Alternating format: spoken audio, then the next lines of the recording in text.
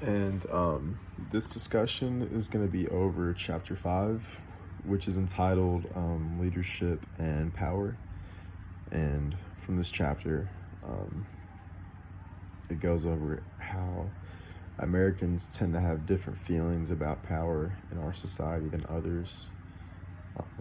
And some view that as a positive, but also with that, some view that as a negative as well. Um, in our society, we pay a lot towards those in power.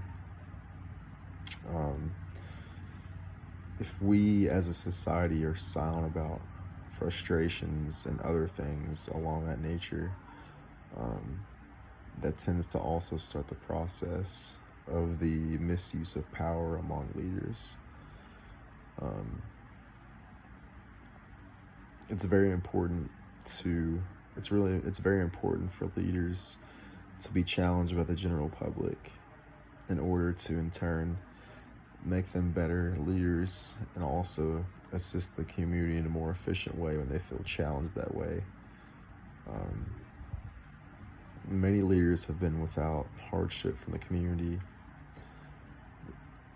for so long. They feel that they're so far away from society that they do as they please with corrupt acts and other corrupt things. That's why it's important for many to make their voices be heard in order to challenge the leader and make them succeed and do more things for the community instead of maybe doing selfish things or things like that.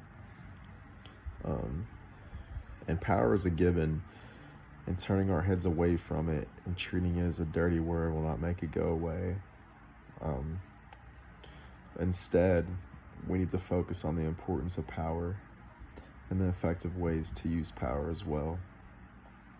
And power is also defined as the ability to influence others. Power can also be listed as the currency of leadership.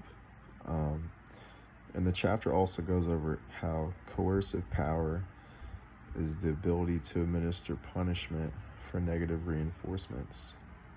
And coercion is most effective when others are notified of the rules beforehand so that they can try to avoid punishment. And failure to execute threats can create a cycle of negative behavior. Legitimate power resides in the position rather than the person. Expert power is based on the person and not the position, and referent power is a role model power.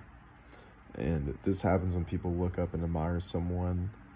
And also the chapter goes over how information power refers to the access of data, and ecological power arises out of control over the physical environment. And many over time have used the wrong source for their power as well and have abused their power.